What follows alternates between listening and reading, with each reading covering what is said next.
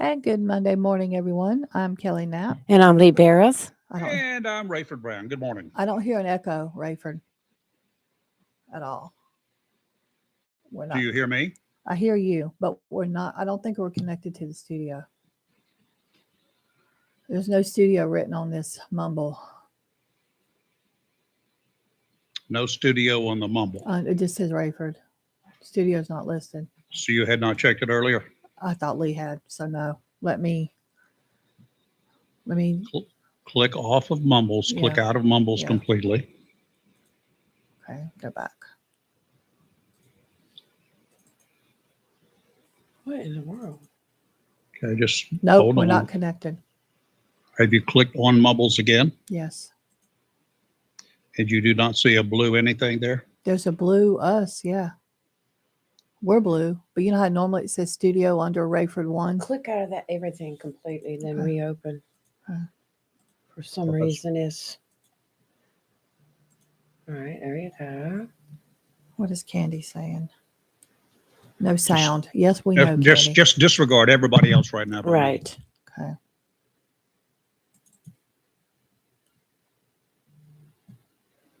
Okay, WS in the air's on.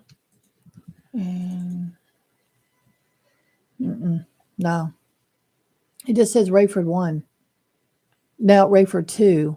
Well, that's me over here. I just clicked on to see if it would work. Mm-hmm. Get Wes on the line very quickly. You got his number handy? Yes, we have it. Disregard. Let me call him from right now. What is it? 252. I'll call Wes. Okay. Is he calling Wes? Yes. Okay. I'm calling Wes. Okay.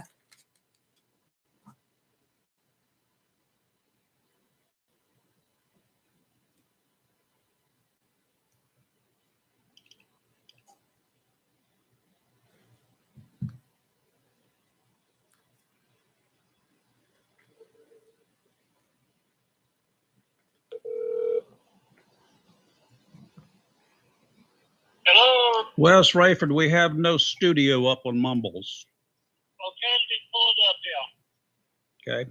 I've got Rayford 1 and Rayford 2 punched up because we're in two different locations. I'm just doing the checking on it right now. I just found out about it. Okay.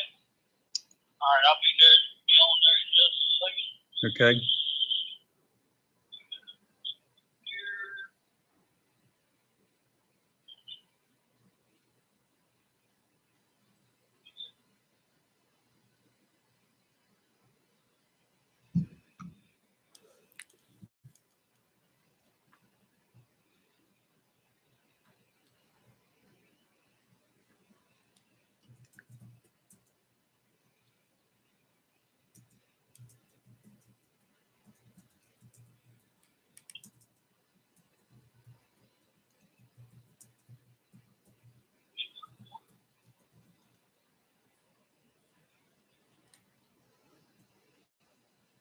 Oh, somebody just took me off. Do what? I was trying to get the mumble up, and somebody just knocked me off. Oh, sorry. I don't think I did. Well,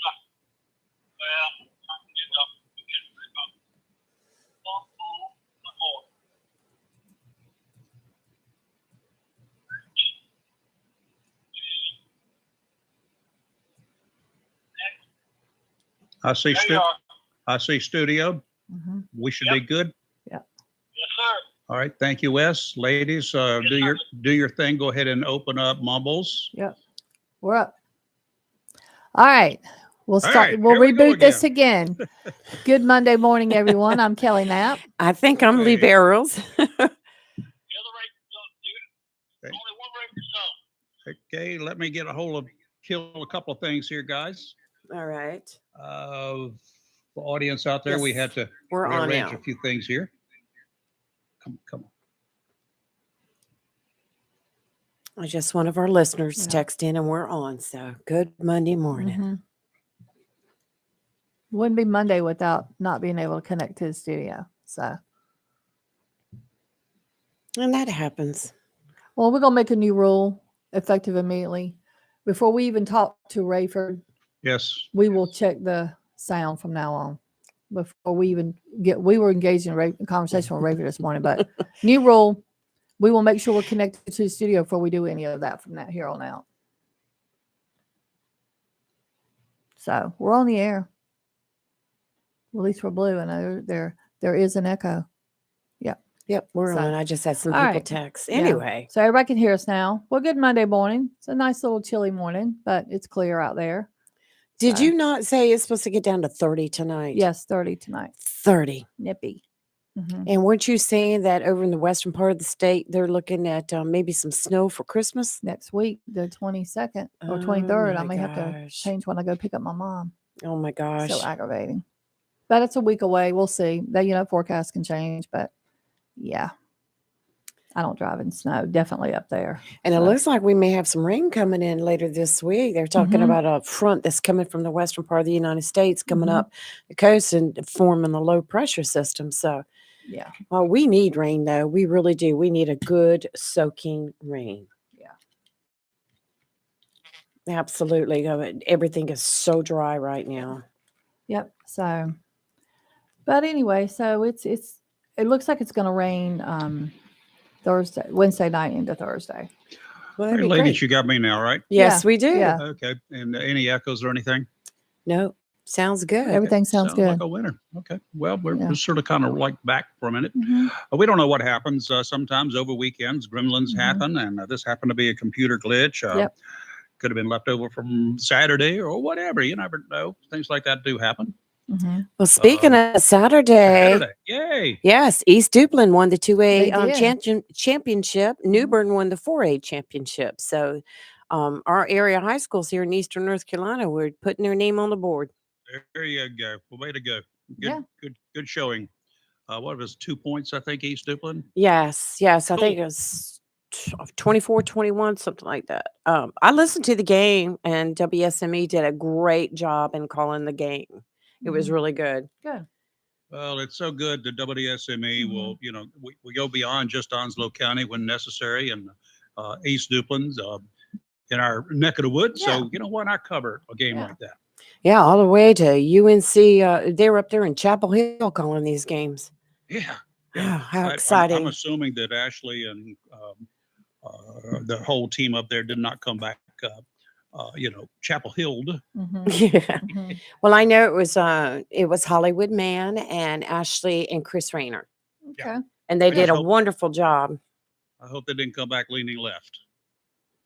No, I Well, I don't don't think think they were so. up there long enough. Well, to do not with that. Chris Yeah. Rayner there on. Yeah. No, he's not. He's a writer.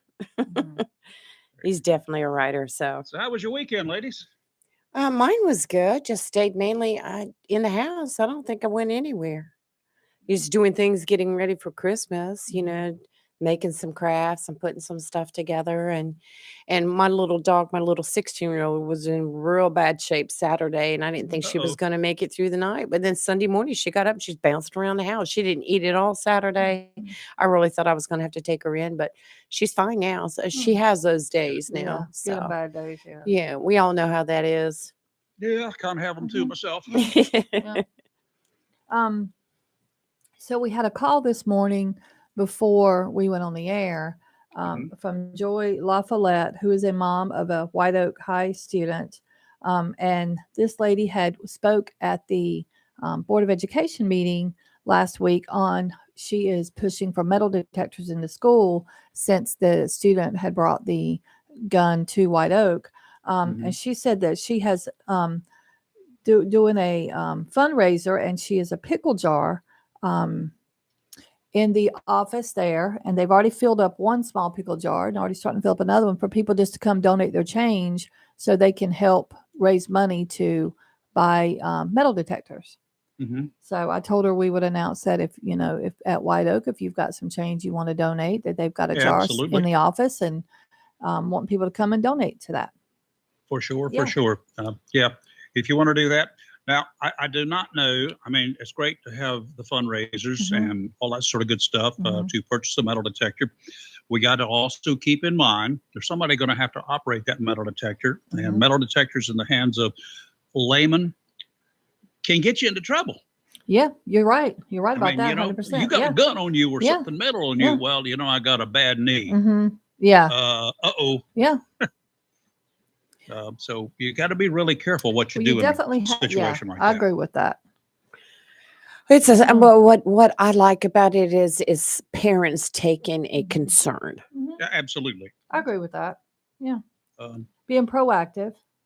mhm. So Now, I'm assuming that they're pushing for the school board / the Onslow County Commissioners at some point in time to fund school-wide or county-wide metal detectors in every location. yeah, I'm assuming yes. As I had a chat over the weekend with somebody else too, it's like, okay, we've got schools here in Onslow County. Mhm. Yes, the new ones are designed in such a way that it would be relatively practical to be able to set up a metal detector and to, check everybody as they Mhm. come through. Then there's Jacksonville High and a bunch of other schools that will be a nightmare, an Yeah, absolute nightmare. Jacksonville definitely would be a nightmare. Yeah, Jacksonville's Yeah. all Yeah, their own buildings there. yeah. And White Oak, as it was pointed out to me, Mhm. they've got any number of trailers You know what? That's that right. have They easy do. They do. access. Yes. Yes. Anybody that Mhm. walks on campus has easy access to the trailers. Yeah. That's So right. there is no security there. I agree. And think about that. You're right. Yeah. It's not as open as Jacksonville, but probably the second most open high school, I would think. It's Yeah. not as open to the No, masses to the as masses. Jacksonville Yeah. High, Yeah. but it's just as open as I agree Jacksonville because you High. can go right there to the parking lot. It's right there. Yeah. Parachute You got blows. on each side. That's right. There's a parking Uh-huh. lot on each side. I know of White D Oak. Hall used Yeah. to be in one of those Mhm. detention. Mhm. Yeah. I remember that. Not that I was there. I graduated from Can you Jacksonville. see Lisa We didn't in have detention hall So you, time so you there. were so bad at Yeah. Jacksonville, they sent you over Yeah. to They White sent her Oak to to the be White a Oaks detention Yeah. hall. Yeah. That's right, because we Yeah. didn't have detention halls at Jacksonville. We were all good. That's funny. Yeah. That They is had funny. bars on some Yeah. windows over there for some of us. Yeah, but some of those buildings go back towards the back parking lot over at Jacksonville High School. So they would Uh-huh. have their hands full. They're trying to put in a metal detector, Yeah. which is Most definitely. Hunters Creek Middle School. Yeah. Yeah, also has buildings back there. Not long after Mhm. they built the school, they were adding additional buildings in the back. Yeah, but Hunters Creek is not near White Oak High School. Yes, it is. No, Lee. It's on off of Ponty Green Road, up there near. Yeah, like 4 or 5 miles away. Now it's about 2 miles, two Is it 2 and a 2 half. miles? Yeah, yeah. I- You would think it was further, It but seems it's not. further. Okay. Yes. When you drive that winding road, it seems Yeah, a lot it further does seem than very going far, around all yeah. those Seems like curves. you've been to Tennessee and back. I mean, it would take you a while to run that distance. Right. Yeah. Right. I know the Yeah. wooden buildings because we used to have to check that. Well, that was one of the Mhm. schools that we checked every single night for open doors and Mhm. windows. And I remember finding an open door in one of those wooden buildings. So I kicked the door away. I pushed the door open and took my flashlight, was shining it all through the room to make sure nobody was in there. And so when I stepped in and cut on the room light and then went to pull the door towards me, I about had a heart attack. There was a skeleton hanging on the back of the door. No way. You talk about a Oh, fright. man, that's wild. I left a note on the That's teacher's chalkboard about her door being unlocked. Don't you and What that- you had, did you explain the bullet holes? Yeah. Yeah, I left on the chalkboard. I wrote, "And your skeleton has a few extra holes in it." Yeah, yeah. I shot your No, skeleton. I didn't expect that. Whew. That's funny. Well, you know what, Rayford? Something that we didn't hear a whole lot of, but last Thursday at Fuquay Varina Middle School, a student fired a gun in the classroom. Oh my Ouch. goodness. And a Wake County teacher and assistant principal are credited with disarming the student. During the morning arrival at 7:59, a student fired a weapon inside the classroom, damaging the window. And the school obviously immediately went into the code red lockdown. And a teacher heard the gunshot and ran into the classroom and encouraged the student to give her the weapon and took the student down. The student turned the weapon over. Yeah. And there were other students in the classroom at the time. And then the assistant principal ran in and unloaded the weapon, took the weapon from the teacher and unloaded it. Congratulations, one to yeah, the teacher who did the absolutely. running into it. Yeah. Knew how to, or assistant Yeah. principal who knew how to disarm a weapon. And the school was dismissed early, and all after school activities on Thursday were canceled. Oh, I'm sure. And what happened was some buses that were taking the elementary school students to school had to be delayed because they had to reroute the buses to go get all the middle school kids to take them home. Wow. Yeah, and parents were of course, kids were texting from school immediately. Parents were upset and nervous, and Mhm. but the kids were very happy. They said to see apparently the Fuquay-Varina Police Department showed up in mass, and the kids were very excited to see them. Oh, I'm So sure. that's a good thing. Yeah. You know, it's this Yeah. whole thing about taking guns to the Mhm. schools has become a thing Mhm. now. Well, I'm wondering, what prompted this, and they haven't said. This is middle school kids. I mean, it's very sad. And the kid fired the weapon, which is even scarier. Luckily that they That is didn't hit scary. someone. Yeah. And luckily for that teacher for running in there. I mean, good on that teacher for putting their life at risk to go in there and get those other kids out of there Yeah. and then disarm that kid. Yeah. That Or takes a Yeah. lot of courage right there. Heroes. Yep. he or Heroes. she Definitely. done good, but It it was could a also she turn out very teacher, and drastic. yeah, it was a female teacher, I believe, and a male assistant principal. Yeah. Well, they Yeah. both did well, but Mhm. that it could turn out to be very, very bad for them Yes. too. Yes, I agree. That's what I'm saying. Total heroes.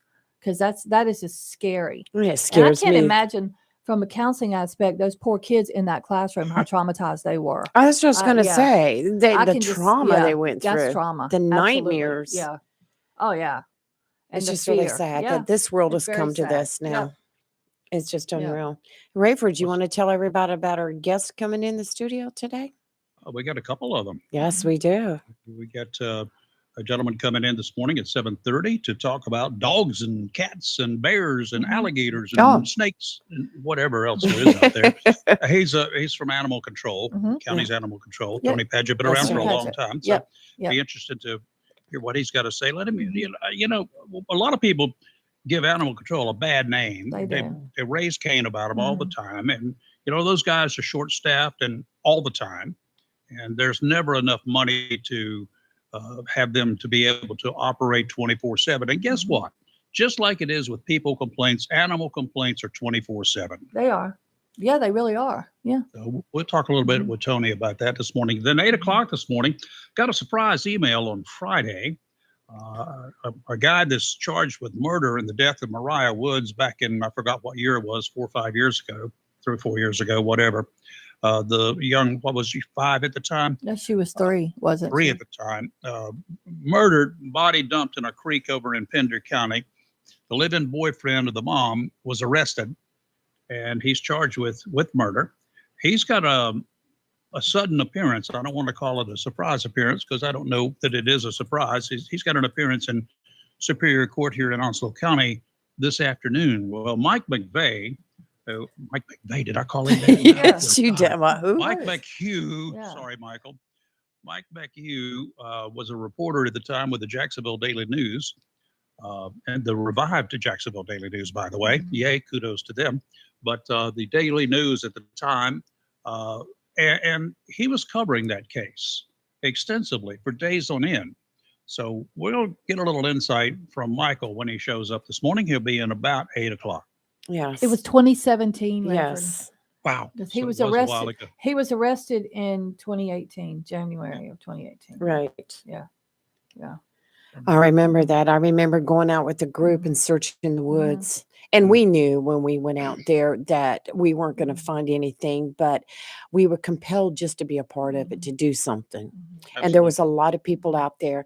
And what was so eerie was nobody was talking. It was when we were on the parking lot and Mhm. being given instructions by Yeah. the Yeah. SBI, FBI, whatever. Everybody was so solemn, nobody even spoke. Yeah. And then after we had completed our walkthrough and all the teens, we went back to a church and they fed us, but people just sat there and they just quietly Mhm. ate. It was such a solemn time. And it's just something that I will never forget. Mhm. Everybody knew. Everybody knew.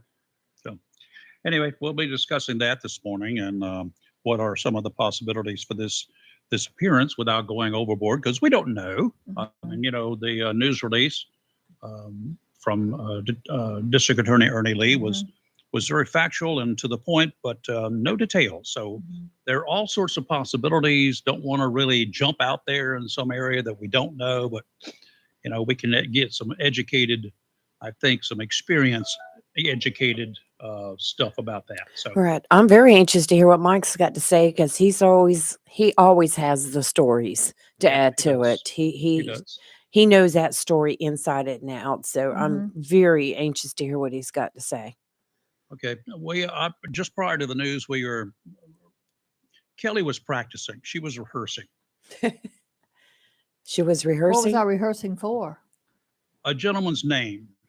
Oh, Lord. yes. So I'll probably take that off of your back right now, Do so it. you won't have to do it. But I might even call on you to have you do it anyway. Oh Lord, I have to pull it back All right. up. Yeah. As we approach the anniversary of the bombing of Pan Am Flight Yeah. 103 over Lockerbie, Scotland, back December 1988, U.S. authorities confirmed that the man sought for that horrendous crime is finally on U.S. soil in U.S. custody, wearing orange. Hallelujah. Flight 103 was climbing after taking off from London on a flight bound for New York. The plane just exploded, killing all 259 people on board, 11 others on the ground, 190 Americans, including 15 active duty service members, and 10 U.S. military veterans were among the passengers killed. One person has been arrested currently. He's Abu Aguila Mohammed Masood Khair al-Marami. Yeah. How'd I do that? You did good. We don't know. Nobody's Yeah. going to dispute it. Yeah. And he will face charges. Another man arrested decades ago was sentenced to life in prison for his part, but was released from prison in 2009 because he was dying of cancer. He finally departed Earth 3 years later. Masood was a longtime operative for Libyan intelligence, including his service as an expert in the building of explosive devices, beginning in 1973 through 2011. Even after 1988, he was still building bombs for Libyan intelligence. Why is that place still a place? Why is there a ruler there? In 1988, he was instructed to build an explosive device and hide it in a suitcase, then fly to Malta. Masood set a timer so that the bomb would explode aboard the flight the next day and transported it to the airport, where he handed it off to a co-conspirator who placed that bomb on a conveyor belt bound for the plane. And in those days, folks, it was just as simple. Oh as yeah, that. absolutely. Yep, I remember this vividly. Yep. Sad. He will be arraigned. He's supposed to be in federal court today. Yep. Yep. I'm They're reading not this. telling a Yeah. whole lot about it No, because they're not saying much. there could be collateral damage in case somebody goes after him, and we don't want that. No. Right. No, we'd like to see I what wouldn't he want to knows. walk alongside him. I'd just have a log chain attached to him about 20 feet long. Well, yeah, For but real. maybe he can give a little more insight into the things that they don't know. Not that there's not a lot they don't know, but you can never know too much about something like this. So yeah, They got quite a bit from the other guy. they did. That's how they narrowed down to this dude. Yeah. That's why he got life in prison instead of zapping him. Because that was at a time actually back in the 90s and early 2000s. We could have zapped him in a hurry. Yeah. It would not have been a problem. Agreed. Today, there are too many wusses out there that just are not going to do it. Break time, ladies. Yes, it is. Yeah. All right, you're live in local Real Talk Freedom 97.1, 1120 a.m. WSME. Weather is next.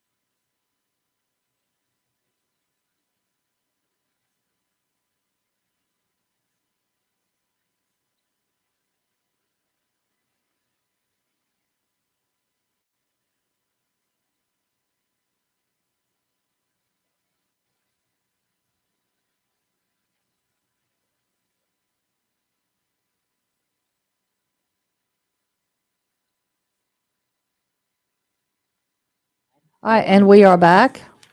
Oh yeah, and over Tideline Marine, the sponsors of a marine forecast every day. Let me give you just sort of a rundown here on some of the vessels and the special sales they've got going on. There's a brand new Aquasport 230 Pro Bay boat with Mercury 250 Pro XS. It's in stock now. Was $106,000, now $92,999. New Aquasport 2100 center console with a Mercury 200 DTS in stock, ready to rock and roll. It was $102,000, now $93,500. There's a new 21-foot center console Aquasport with Mercury 200 horsepower, $96,000. Good deals there. Now, if you're not looking for a bay boat, Lund that makes some wonderful river and creek boats here. New Lund 2070 side console Mercury 150 in stock right now. Was $40,676. A Lund brand new 2022 1870 with pods Mercury 90 horsepower. It was $36,800, now $32,000. All of these and a whole lot more specials on sale right now at Tideline Marine, 159 Old Bridge Street on the banks of the New River in downtown Jacksonville. And right now we have a small craft advisory in effect through Friday afternoon. Today, north winds 15 to 20 knots with gust up to 25 knots. Seas 5 to 7 feet, dominant period 7 seconds. Tonight, north winds 15 to 20 knots with gust up to 25 knots. Seas 5 to 7 feet, dominant period 8 seconds.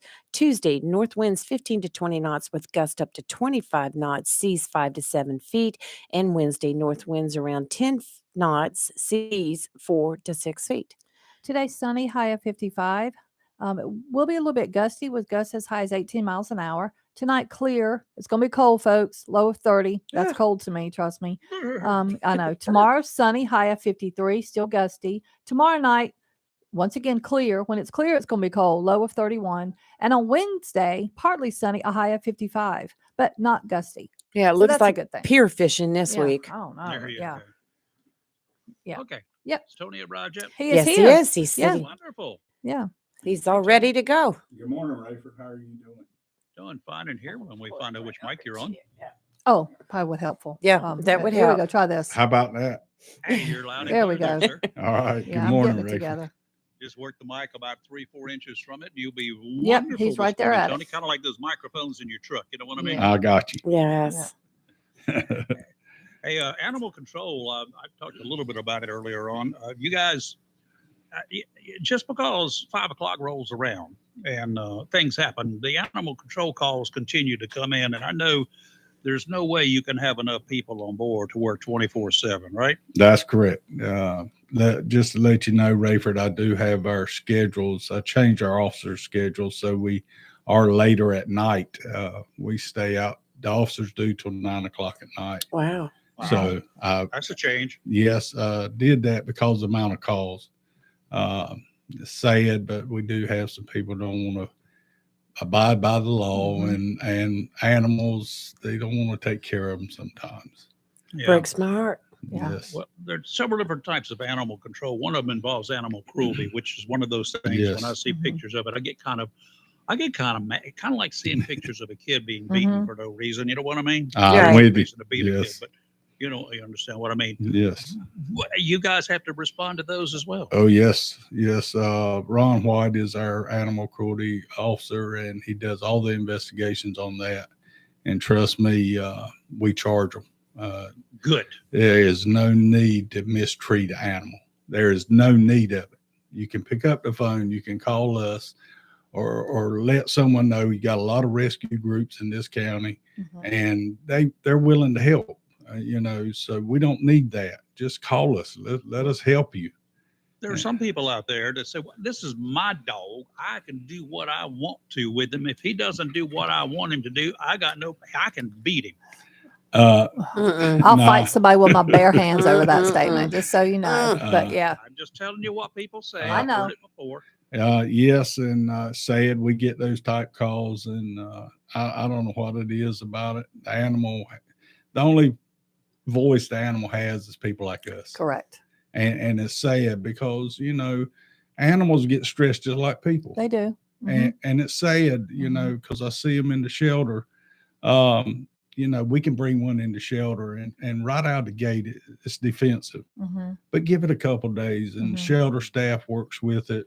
And we try to see the nature and the attitude of that animal. So, we can adopt it. Right. We try our very best to adopt. And we got some pretty animals right now, kittens Mm. and dogs. So please, Oh no, it's Christmas. Come on, Kelly, help us. Kelly, keep me away. It's time. I've walked through in the past, particularly when I was a reporter, TV reporter, walked through those shelters, and it was the saddest thing in the world to walk by and you see a dog cowering over in the corner. Oh, There's a Yes. problem Yes. when they cower as you walk by. Mm-hmm. There are some dogs that will be jumping up there on the gate, on the fence, and just so friendly, just glad to see somebody.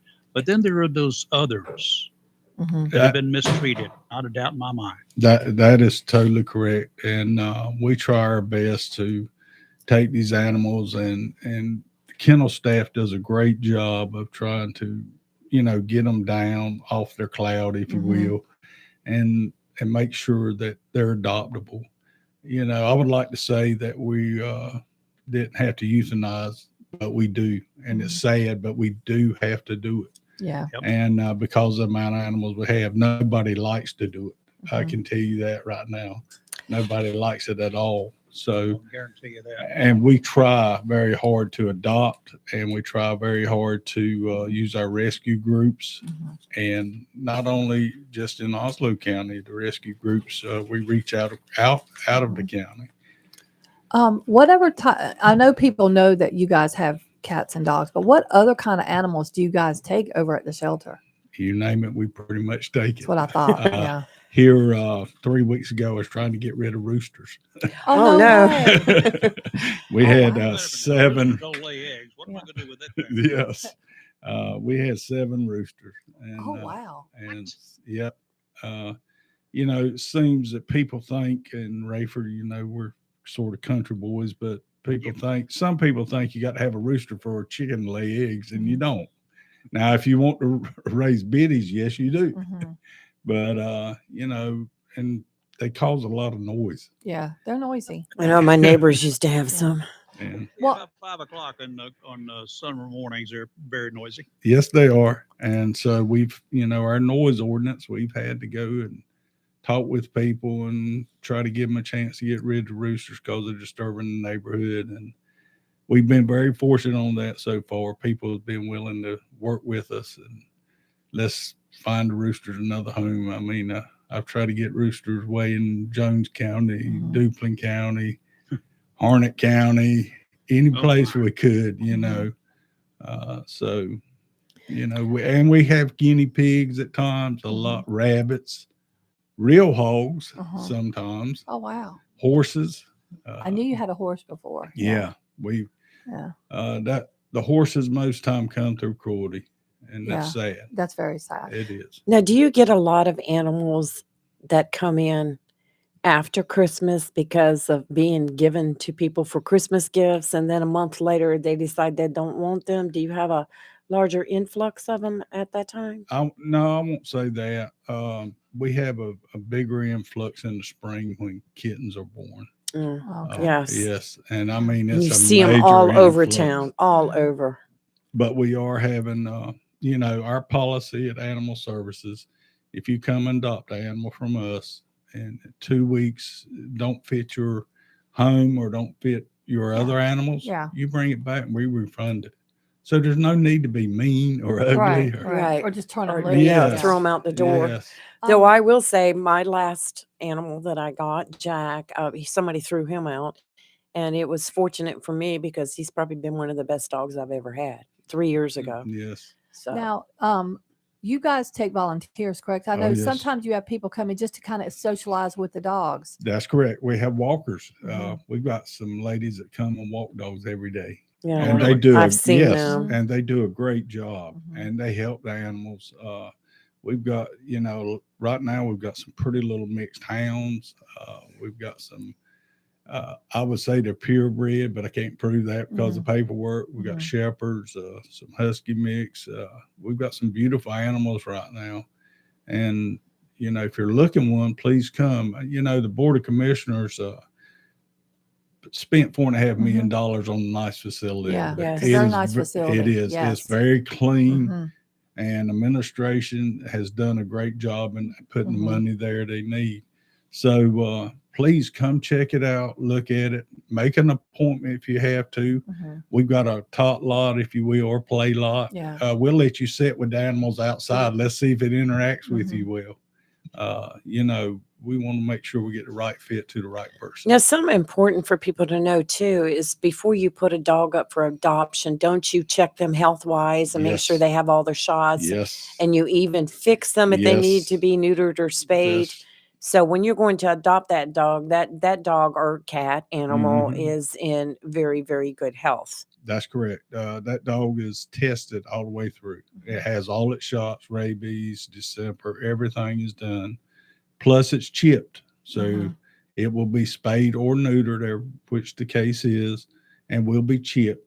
And that way, if you ever lose that dog and it goes to a vet, they can run that chip scanner on it and know Yes. where your dog is if you lose it. You know, same way with us. We got scanners. We check them all the time to try to get it back to the right owner.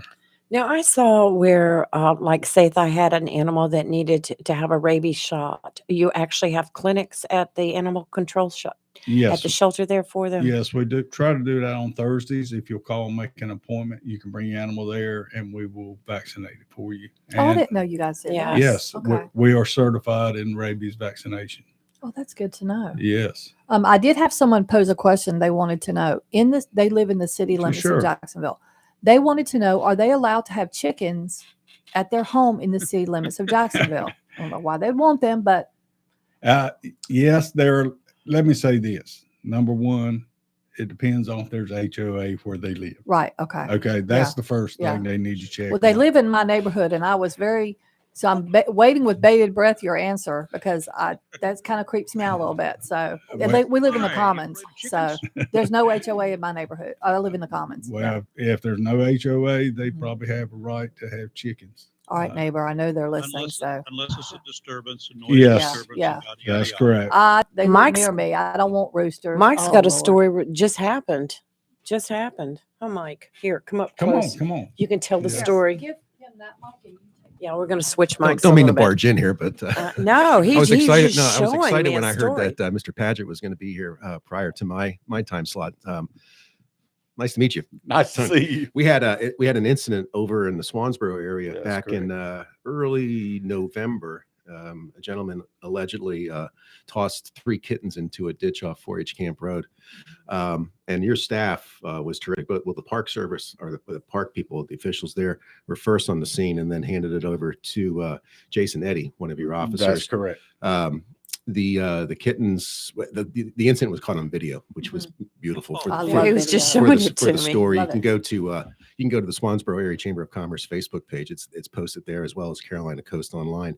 But the warrants and people sometimes fail to realize, Tony, that you're not law enforcement officials. You don't have arresting capability. That's correct. So you do the investigation, which you guys did, and then handed it over to an agency. In this case, it was the sheriff's office, That's correct. Onslow County.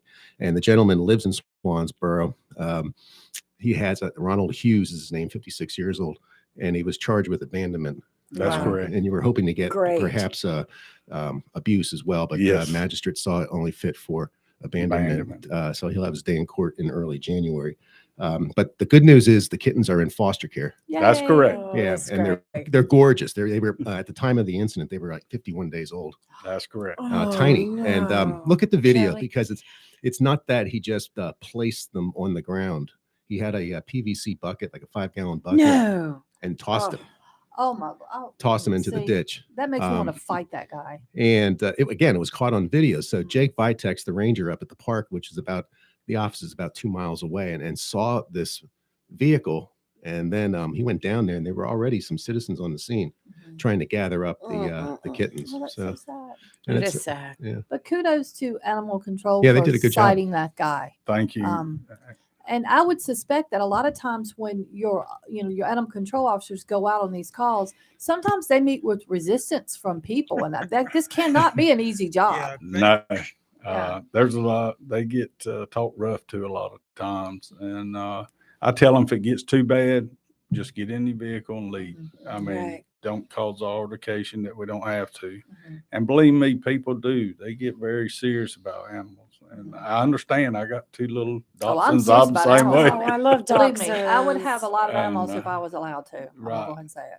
But I would too. but you know, having people like Mike, and I want to get back to that in a minute.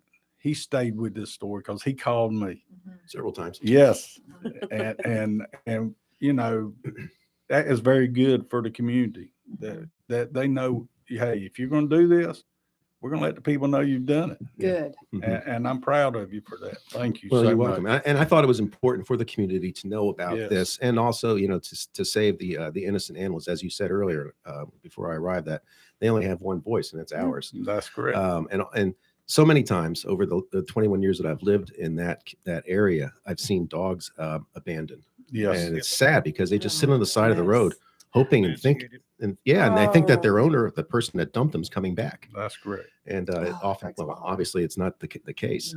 We need to go to a commercial so I can dry my eyes. Okay.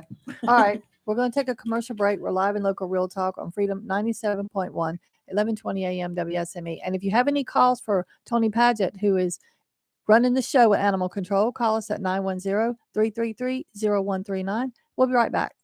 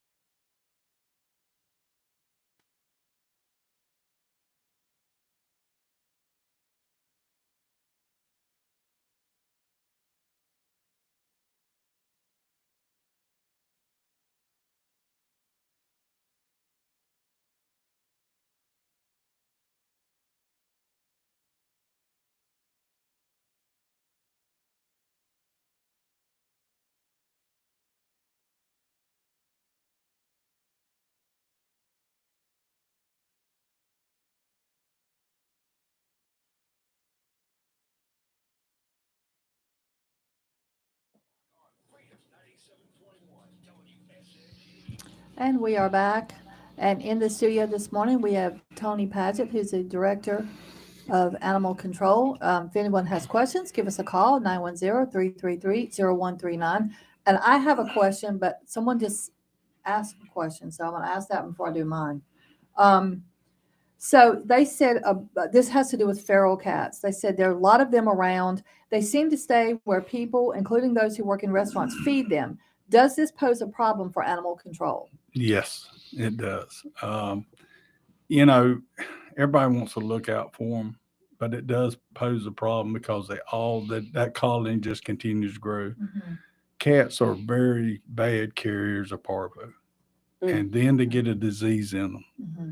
And when that happens, being in the wild, it sort of spreads, Yeah. you know, your raccoons, your possums, and everything else. So, you know, I wish that wouldn't happen, but it's going to happen. There's nothing we can do about it.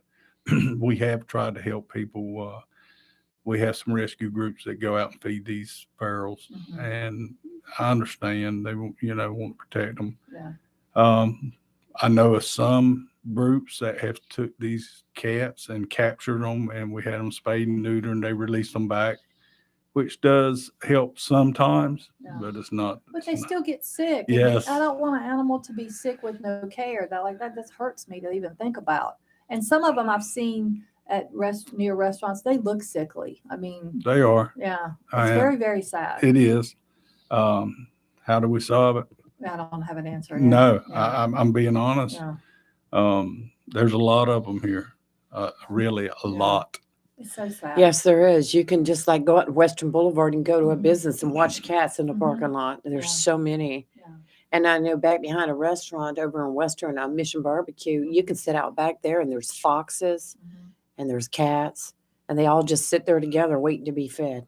Speaking of foxes, what is the rabies situation here in Onslow County? Is it okay right now? Do we Yes. have any issues with rabies? No, we're in good shape right now. Okay. Wildlife stays in contact. We stay in contact real close on that. It's been a while since we've had a rabid fox or raccoon. Mhm. That's good. Excuse me. I will tell you, we got a call from state on avian flu, which is a bird flu. Right. Yeah. And we had a dead owl the other day. We called state. They said everything's good on it, which Okay. made me feel better. Yes. Yes. Because it affects birds Mhm. tremendously. And of course, when the bird dies, wildlife eats it, then it could pass on. So we stay on top of that very well. Okay. Well, that's good to know too. Yes. And I got a question for you. Okay. So, a lot of times on Western Boulevard, you see the geese crossing the line. Yes. Is it a crime for people to hit the geese? No, ma'am. Well, would that be a county ordinance, perhaps? Yeah, be probably, but to enforce it would be very hard. Yeah, I think Because so. I have ma'am. literally, and I will go ahead and Witnessed say it. it, and I will.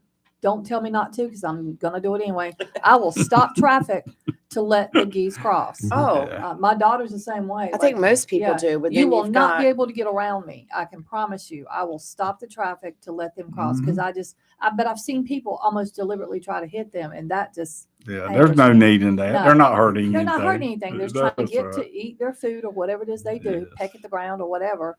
So, but I wondered about that. Yeah. Okay. But you know, and Rayford, you can relate to this because Rayford born and raised here like myself. I remember when there weren't no geese. Right. Really? Yes, you would very seldom saw, unless you were at the beach, Mhm. you would see them there.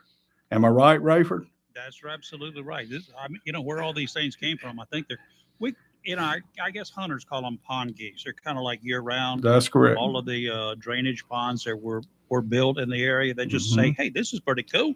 Ain't no need for me flying anywhere else to get food. I can hang around here. But they're becoming problems, and it will be a problem here, just like Cody's is going to be a problem for us.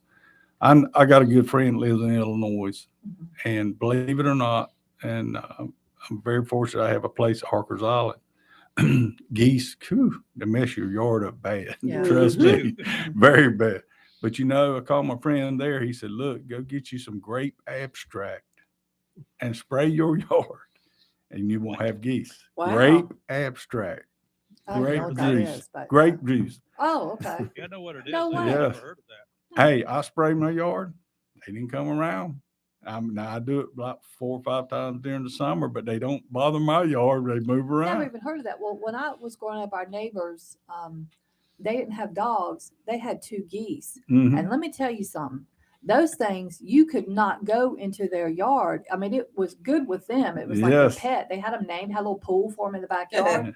But those geese would attack you if you tried to Oh, walk through. yes. The mailman wouldn't come deliver packages. I've been chased Yeah. by a few and I an mean- ostrich too, My daughter spit. loves trying to Well, I'll peck tell at you me through what. the fence. Yeah. I'm like, A little whew. history. Back in another war, way back when, instead of dogs, the folks had geese in pens around their hooches. Very loud, very tough for our guys to get close to the place. It's amazing. They're mean. Mhm. They're mean. Very loud. Yes, but you know, when I come up around the farm, we had guineas.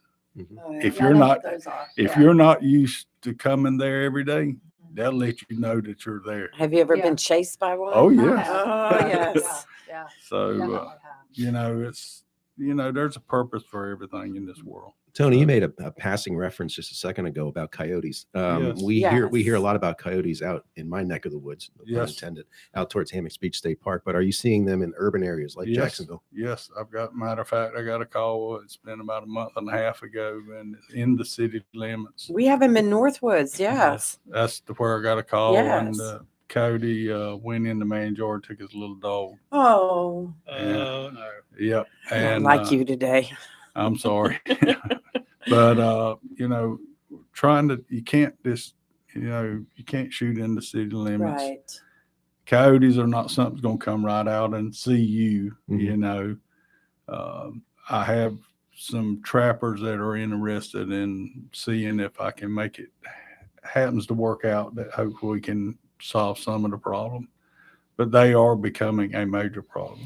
For people who have land, maybe in the unincorporated areas of Onslow County or other counties, are there domesticated animals that add some sort of defense safety to if you have Yes. cattle or so? Yes. What are some of the animals that fear donkeys? donkeys? Yes. Believe it or not, a donkey will stomp him to I would death. love to have a dog. Wow. And I had the first call that I had on those, and this been a couple of years ago, was from a guy who has cows, and he said, "Look, I got a calf. Something wrong." So I went out and looked for the county, and it was a coyote. It had killed the calf.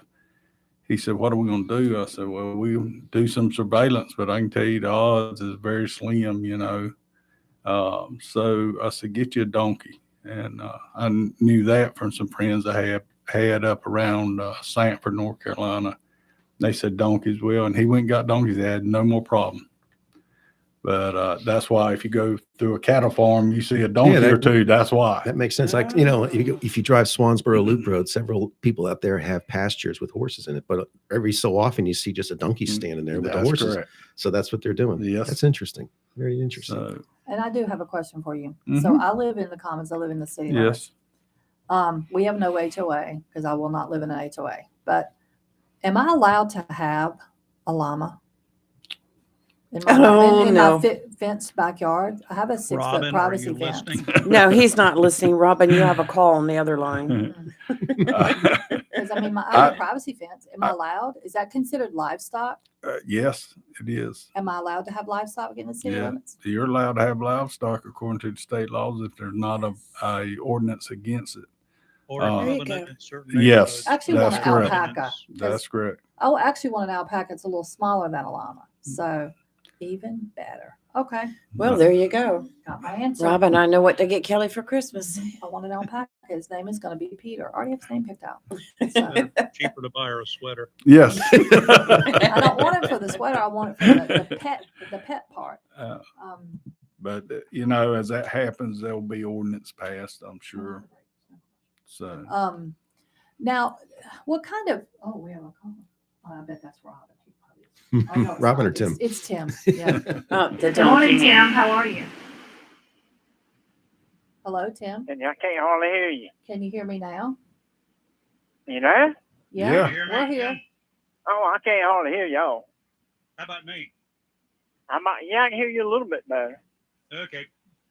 Okay, gotcha. Drink. I just got to say, Robin Knapp, I am sorry. I have lied long enough. You know, I've been trying to help you out a long time, Robin. I'm sorry. But if you don't live in the city limits of Jacksonville, Kelly, I do. I No. live in the Commons. you better check the city ordinance. Yes, I do think there's a city ordinance. We'll Yeah, check There's- check into the city that. ordinance. I know County what- ordinance, not. I know mean, about if you poultry don't have there a- is. The what now? I said, I know there's city ordinances regarding how many poultry that you can have, how many chickens and roosters and stuff. So I don't want none Yeah. of that. This one's an alpaca. I want an Peter. alpaca. But I Peter, don't Peter. I don't know. You know, check your city ordinances about your livestock. All you got to say is livestock. Know how to add to it. I know there's been horses in the city limits before, and nobody's ever said anything. But I just want to let you, just make sure. I will check into that before I bring one We've home. had that discrepancy for years. Mhm. Hey Tony, how you doing? Good, Tim. How you doing? Yeah, I always knew you something was wrong with you. You been head of animal control. I know you're all center. Thank You you. are Thank all you. plumb in handling that. Yeah. And so that's the job. I wouldn't wish on nobody. Bless your big and heart. Mhm. I mean, as you probably remembered, I was a contractor for many, many years, and Yes. it was a headache and a half just then. Yep. And I still got the first horse that Onslow County Animal Control confiscated. Good for The you. first one. Good for And you. he's barely hanging on. He's got congested heart failure. Mm. He's skinny. He's got Cushing's disease. He's just Hmm. hanging on. But he was a Mustang, and the most domesticated horses wouldn't have been living that long. But That's he's right. still there, and he still eats, and I still feed him. So, Good. but I had a call in on him a few years ago. Somebody called in, and animal control called me. There was still one guy at animal control that knew me. Mm-hmm. And I said, yes, mine. Do I need to go ahead and put him down? He says, no, we know which one it is. Don't worry about it. And that was Billy. That's right. Me and Billy used to work close together. That's right. Which, like I said, I've been out of it a long time. But congratulations on this job. I don't wish it on nobody. Tim, it's an interim job, but we do what we have to do because Onslow I know County is a team. it's just aggravating because it is tough now. It I'm is. telling you, I've spent many a night out there with the sheriff's department, animal control, trying to round up livestock that got Yep. loose, and oh man, Hey, it's a tough job. It is. hey, Timmy, But yes, sir. thanks for your call, sir. We're up against a break. Yep, we are. You go ahead on do it, and yeah, llamas will get rid of coyotes too.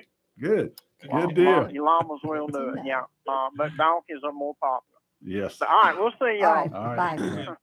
Bye. And Tony, we appreciate you Yeah, coming we in do. this Thank morning. you for coming in. Goodness it's a gracious. pleasure always. Thank you. Yeah. Willing to come anytime. And And any way we can help. And y'all do a great job of getting the word out. Well, And that's important. We'll have you in here again, and Yes. also, and we will definitely spread the word. I know you guys always need volunteers, Yes. and I know you take donations of like dog food Yes. and cat food, and even like do y'all take like toys for Oh, them? yes. Okay. With blankets, toys. Oh, we yeah. have, and people are gracious to us. Yeah, I that's mean, good. I cannot say anything bad. It's been great.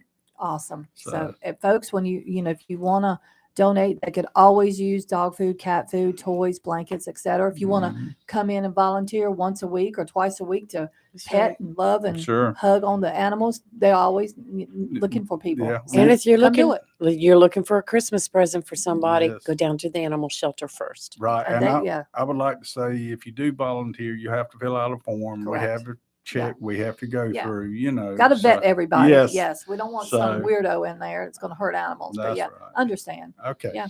Well, thank you for Thank coming in, you. and we will definitely have you back in again. All So right. there's always Thank you. questions. Yeah. So well, Thank you. because I definitely don't want people to think that animal control is their enemy, because you guys are here No. to do actually for the welfare of the animals. Yes. So Yep. you guys have a thankless job there. Yes, That's a ma'am. tough job. I couldn't do it. So, yeah. And Rayford, do it. Thanks for coming in. keep going forward. You hear me?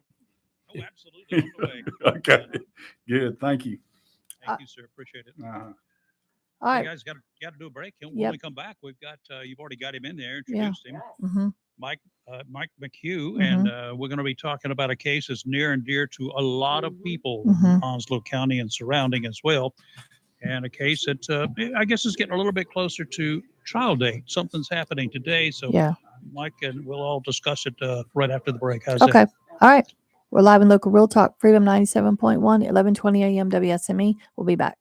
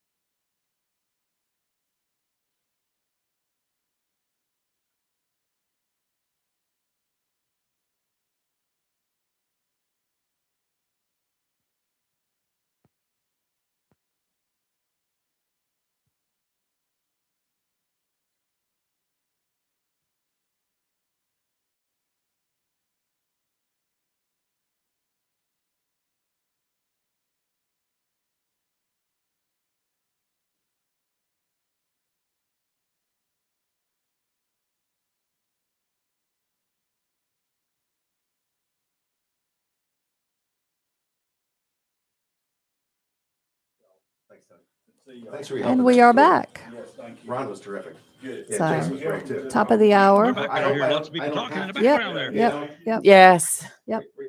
So you can have a seat right there. It's This one fine. here? Yep. Either one. Right. Yeah. And if you'll take those over there, I'll take these back. Yeah. So we're Changing getting. headsets around. Yep. Yes. Yeah. Mike's getting situated and getting a microphone and yeah. We're So, just switching We're switching around. switching Yep. headphones around. yeah. Wow. Hey, Michael, how are you? I'm fine. Whoa. Ooh, hot. That's loud. How about now? Loud, loud, loud, loud, loud, loud. That's good. Okay. How about that? Is that better? It's Is it low better? for us. Still high. Yeah. That's all right. Yeah. Okay. Are you talking about your volume is high? Volume. Yeah. Oh, the volume That's is good. high. Yeah. Yes. Okay. I don't even know which one it is. Rayford came in loud. I got you. You Mc- got me? Mike McVie, right here. Mike McVie. Timothy. I thought it was like He Timothy heard that. McVeigh. It was like McVeigh, I think. McVeigh. Mike McVeigh, Don't- we all know that infamous individual, right? It I was know. Timothy McVeigh. Yeah. Timothy McVeigh. Timothy That's right. McVeigh. Well, McVeigh. He was Mike's brother. That was my I was brother. just going to say, Yeah. wasn't he That's Mike's my brother? Don't say that. Okay. All right. Well, Bad enough to have your anyway. name. Actually, I had a Mike McVeigh who worked for me during that entire time. See, that's why Can you you're- imagine Yeah. the grief. Yeah. Well, Reporter. Or being named John Gacy, you know, Yeah. oh, Oh, my good gosh. gracious. with a G. And court case. We've all been kind of awaiting this trial coming up, scheduled to be up here. We think we were led to believe here not long ago that the Mariah Woods case, the guy who's charged in her murder, would be tried sometime in early 2023. But I got a note Friday, as did you. Yeah. That he is going to appear in court today for one reason or another. Yeah, Adolphus Earl Kimry, now 37, is scheduled to appear in Onslow County Superior Court in courtroom 8. That's in the new district court building at 2 p.m. And this, as you mentioned, was a press release sent out on Friday by District Attorney Ernie Lee, and talking about the case of the death of Mariah Woods, the 3-year-old from Southwest Dawson Cabin Road. Back in November of 2017. It was just the Monday after Thanksgiving, the 27th. So yeah, he's going to be in court today. And the way this sounds to me, having been through similar proceedings, it sounds to me as if Earl Kimry is going to evade the needle and probably take a plea. This is just my guess. I don't know anything else other than take a plea of life without parole in the first degree murder of Mariah Woods. It was a case that not only gripped the county, the surrounding areas, but also the nation, and it was an international story as well. And it just exploded so quickly. To give you an idea, the call made into the 911 center, Onslow County 911 center, was made by Earl Kimry around 6:30 in the morning of November 27th. That was a Monday. The family had just returned from a trip up to the Raleigh area where Kimry's people lived, and they came home, and he reported Mariah missing. There was discussion that she had been checked on at 10 o'clock at night in the bedroom. Now she had ambulatory deficiencies. She had issues with her legs. To say she's 3 years old, I mean, if this had happened a month earlier, she'd have been called a 2-year-old. Her birthday was November 8th. She was a little girl and she didn't walk well. So to buy the story that she just wandered off, authorities were looking, in the immediate area, under the house, in the woods behind the house. Right. I got a call. Well, I got told to go out to Dawson Cabin by my editor at the time at about 9 o'clock in the morning. An Amber Alert had made it through the system, and we get missing children, runaways calls. It's not unusual, but what it was unusual was the fact that it was a 3-year-old. By the time I got out to Dawson Cabin Road, it was about 10 o'clock in the morning. It was a beautiful day. It was a day like today, a little bit warmer, but crystal blue sky, not a cloud in the sky, nary a breeze. And it was just a beautiful fall day. But when I got out to Hilltop Road and Dawson Cabin Road, it was just a beehive of activity with law enforcement from the county. You had a helicopter just over the treetops behind the trailer at the Inez Mobile Home Park, looking in the woods. And as I started to kind of understand the scene, I started just taking pictures, Rayford. You don't know what you got, so you just start snapping away. I got to the dwelling of the trailer, and there was a bunch of people standing in the front yard, kind of grouped up. And it's a picture that appears. I wrote an advance to today's proceedings, and it's published on the Swansboro Area Chamber of Commerce website, swansborochamber.org. And there's a group of law enforcement officials gathered to the right, including at the time Major Thomas, now the sheriff. Christopher Darden was there, Captain Darden, and some others. And then standing off to the far left was a group of family members. Standing in between these two groups, unbeknownst to me, was Earl Kimry, wearing pajama bottoms and a sweatshirt with a marijuana leaf and his hat on backwards. And he was just standing there kind of looking very confused and dazed. And, as it would play out, we understand why that was the case. So the activity just quickly exploded as far as law enforcement and other first responders, including elements from Camp Lejeune. No sooner had I gotten kind of the lay of the land, I started seeing individuals with windbreakers on with three letters on the back, FBI.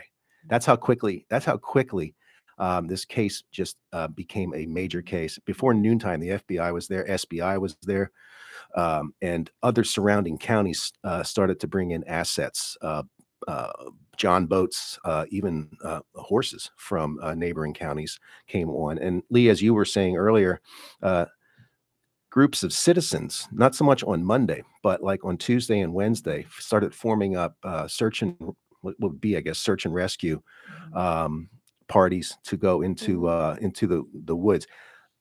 It wasn't dozens of people; it was hundreds of people that were assembling. It was. Yeah, and I mean, I remember walking with certain, some groups too. And you were right the way you described it. It was very quiet, Silent. but Very. it's like they weren't professional search and rescue people, but they were looking, Right. and it was like more eyes, the better chance. Right. Honestly, Monday, Tuesday, even into Wednesday, again, the weather was just beautiful.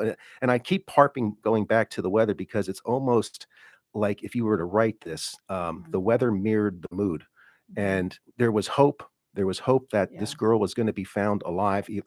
Sheriff Hans Miller was doing daily press conferences alongside the FBI field agent. And he was hoping that little Mariah is going to come out of the woods alive. Right. But as it moved on to like Wednesday and Thursday, you could feel the mood begin to, change. And just as the mood started to change, so too did the weather. And on Friday, if you recall, it became overcast and damp. a shrine was put up at the corner of Hilltop and Dawson and it Cabin. grew.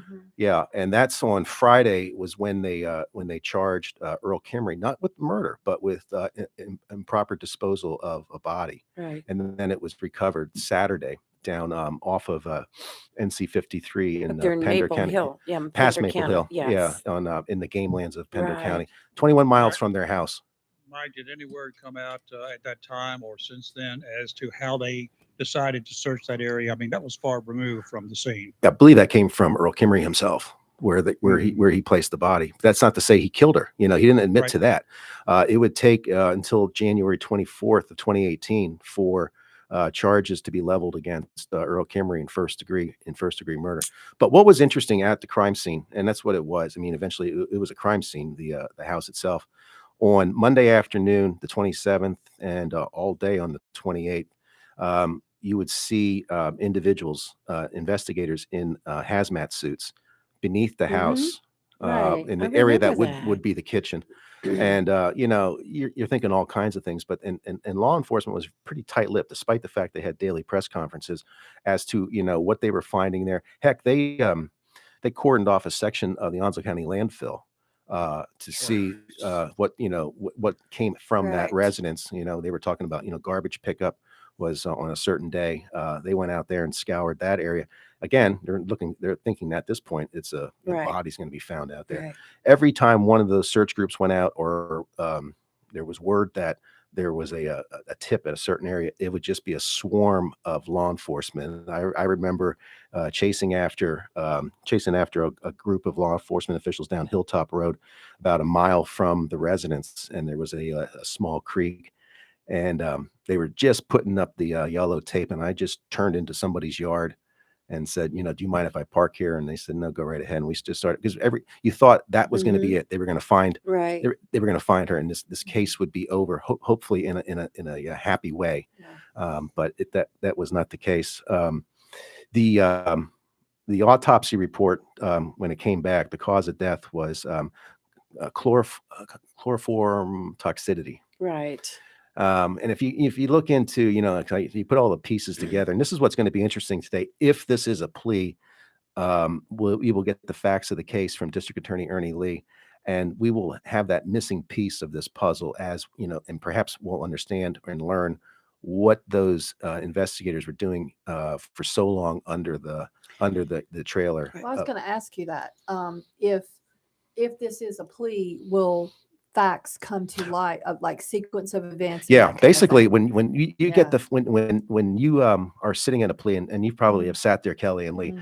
Basically, this is almost like the opening arguments. Yes. Yeah. And it's the state presenting the case. The defense has accepted it. Right. They will then try to, you know, paint a picture that, you know, he was this person was a good person, that just was a, you know, a bad day. In general, that's how they talk. But District Attorney Ernie Lee will lay out the case, basically. Because this was a death penalty case. It correct? was. They were seeking. Yeah. It. Okay. So he was charged with first degree murder. Mhm. He got a true bill of indictment. It moved up to Superior Court, at which point they had a Rule 24 hearing. And District Attorney Ernie Lee has been in here talking about the 11 elements that he can shoot. He doesn't have to, but by statute, he can pick one. And you and I could go through there, and we could probably find a few for this case. So yeah, it was a capital case. He had an attorney, Jacksonville attorney Wally Paramore was one seat, and then Brooke Mangum out of Lumberton was the second defense counsel. You know, COVID-19. Mike, let me interrupt for just a Yes. second, please. We still do not know that it is not a capital case, correct? Well, as it stands right now, you know, before 2:00, he's sitting at a, you know, if it is a plea, it's been already agreed to by both sides. But it was a capital case. Yeah. Correct. Yeah. Before Friday, it was a capital case, Rayford. So Now- unless this court proceeding today is indeed a plea, Yep. then it will remain a capital case. Well, but the agreement of the plea will have the sentence. Correct. But we're all kind of looking at the same thing, a likelihood or a good possibility that this will be a plea, but this could be a change of venue request, right? There has been a request to actually a request to change the venue. They actually did a phone survey, and I happened to get a phone call one night from a survey company about this case. Wow. And what that was trying to find enough evidence or enough evidence to present to a court that there is enough notoriety still about this case to move it to a venue. We had that with the Cesar Larian trial. That moved over to Wayne County, Right. and he was tried and convicted over there in a jury trial. This one has been talked about as far as moving. I honestly, I mean, at the time it just gripped everybody. But I think you could find enough jurors to have an unbiased jury that just takes the With as evidence. much time has gone Yeah, by. and yeah, I mean, Yeah. I put the story up on our website on Friday, I just shared it to our Facebook. and I mean the number of people that looked at it and commented was average. It wasn't like it just exploded. Right. So I think if it's going down this way, I think it's a good decision because capital trials, you got to get so many more jurors summoned to come. It takes a lot longer of court Right. time. And then, okay, so the defendant is found guilty and sentenced to death. Well, guess what? We haven't put someone to death in Appeals, North Carolina that's since right. 2006. Right. The last person that was found guilty of a capital crime from Onslow County happened back in 2001. So so you put them on death row, and that's pretty much where they're going to live and die. You put them Yeah. in the general population. If you look at it in dollars and cents, which Yeah. we have to. I mean, I have it in the story there. There's 30,000 or so prisoners in this correctional institutions in North Carolina.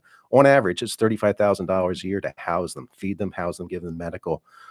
So that's, I mean, my guess, if I had to bet the ranch, Earl Kimmery's going to walk into court this afternoon, sometime around 2:00, and he's going to probably pack his bags and head up to Central Prison for, admission to a correctional institution and spend the rest of his natural life behind bars. Well, we all want to know, because we were discussing it this morning. Rayford brought it up. Do you think he may implicate maybe her mother in all of this? Well, again, there's a lot of similar parallels between the Cesar Larian case and this case in the sense that, quote, she had to know. She had, they were Right. both there in the house. We're talking about a single wide trailer. It's not a big dwelling. Bedrooms in the back, kitchen in the front. I've talked to people off the record that have spoken to now. They're telling me, so it's hearsay, but he feels like he didn't have a chance. I mean, he's guilty in the eyes of the public.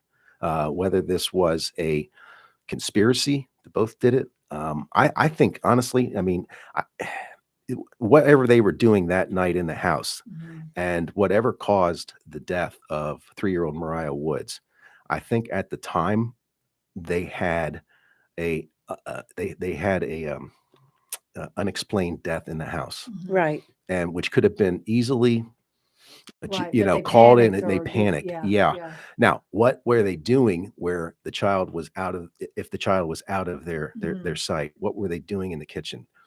Why wouldn't they call law enforcement if there's an I know what you're unresponsive saying. child on the Yeah. floor? Agreed. So again, what were they doing in the kitchen? And then I think back and I see the hazmat the people wearing hazmat suits, and then I read the cause of death, and then I read the warrants, the search warrants, and what they found in the house. They found like 4 or 5 empty bottles of Clorox. They found some like syringes. I mean, again, speculation on my part, but the thought of a meth lab, just a one cooker Yeah, I meth was just lab getting comes ready up, to say, yeah. and when you look at some of the byproducts of cooking methamphetamines, guess what? It's chloroform. You get chloroform toxicity. It wasn't as if he put a handkerchief up to the kid's So that's what face. I was envisioning. Yeah, Okay. that's what everybody thinks when they hear When that you term. hear that term, Yeah, chloroform. You think you see the movies. Yeah. Child small doesn't She walk, was does tiny, and she yeah, has based on the issues pictures, yeah, walking. We yeah. don't know what the dwelling was like inside. One interesting story. There were so many interesting stories that came out of this. The pastor's wife of the church that the mother went to, Christy K. Woods, it was a church here in Jacksonville. The child needed medical attention up in the Raleigh area. I believe they went to Chapel Hill. the pastor's wife would drive Mariah Mhm. up to the hospital and back.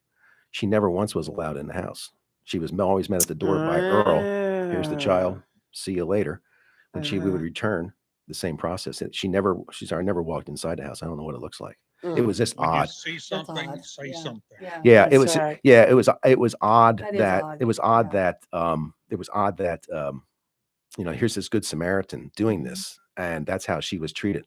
Neighbors didn't speak highly of Earl Kimry. Mhm. A neighbor across the street caught him one night on his porch, and this guy had these big German shepherds. I mean, they barked at me every time I walked past his chain link fence. Earl's on the porch scrounging around, and the guy comes out. He's like, "What are you doing, dude?" And he's like, "I just need a wrench." And he grabs something, and he jumps back over the fence. And the guy shouts, "And the next time you come here, I'm sending these guys Yeah. after Oh, you." wow. Wow. Yeah. So who does And he was, that? Yeah. we got so many calls from neighbors, and you got Dawson Cabin Road, right? Road, yes. So you got people driving by there all the time. Well, this guy says, "Don't use my name," but last month they had a van parked out in front, and he was beating the living daylights out of it. And that was a true statement. They had a van that got destroyed Hmm. by Earl Kimry. So you think of finger issues, Yeah. Oh, wow. for whatever reason. Just kind of like, he would take the skateboard and go down to the corner, which is a pretty good skateboard ride down to 17 Yeah, from where I to know the gas exactly where to the that gas is. Yeah. station down there. Oh my. Um, Who skateboards on Dawson Cabin Road? Well, you got What? nothing. He was employed prior to all this Mhm. for a HVAC company in Jacksonville. So he was, he did work a little bit. He wasn't Mhm. working at the time. And like I Mhm. mentioned earlier at the outset, they had just returned from a trip up to the Raleigh area for the Thanksgiving. And it's the question too is, why was Mariah's body placed where it was found down in Pender County in the game lands? And you start thinking of, well, they're coming back from Raleigh. Is that the route they traveled? At what point was she, Yeah. taken into the down to the game lands? He was charged with breaking and entering of a unoccupied dwelling. That's where he got the chest of drawers, drawers, that and he that put place- her body in. Yeah, that place was a rat trap. It was an abandoned, what used to be an old farmhouse, Right. one level farmhouse. And again, it was so surreal. These whole 5 days. I walked that property.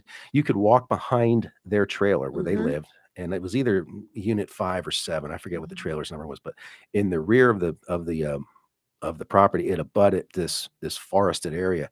And like a lot of areas, there were like walking paths back there. Not that you would, take a Right. hike back there, but they just had, like cut throughs. Mhm. And I took the path, and it led to that backyard of that. And it's all overgrown, Mhm. of that home. The and the inside, it was just like if you tried to create a movie scene and ransack a house, multiply that by about 10. That's what it Mhm. looked like. Ooh. The property owner lived in Alaska. They were retired military, and they just owned the property. They knew nothing that was going on, Yeah. But I believe that's where the chest of drawers. Her body, as I recall, was inside a sofa cushion with bricks in it to weight it down Yes. in the water.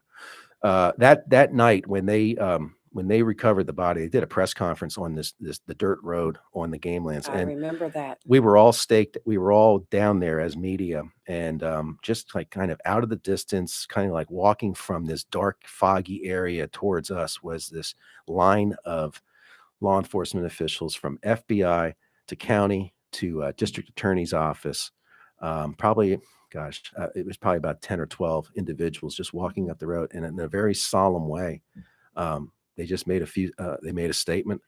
And like you said, Lee, it's like when we Mhm. broke from that, nobody talked. It's like Yeah. you just and that it was one of the longest rides home Mhm. from that area to go back. And because we were, I mean, me and Amanda Timms, Right. our photographer, and we were doing it all. And we'd go back to the office and write. I mean, it brought Mhm. tears to your eyes. I remember Mhm. nearly breaking down on Mhm. Thursday morning, standing outside the Superior Court building. I was going in to look at court documents related to Earl Kimry. He had he was well known to Highway Patrol. Mhm. He sped a lot. Okay. And if you've driven on Yeah. Dawson Cabin Yeah. Road, that's like a drag strip. I have a friend that lives off there. Yeah. Yes. Yes. So yeah, it was quite amazing. Let's take a break real quick. If anybody has any questions, about this, you can give us a call at 910-333-0139. We'll be right back.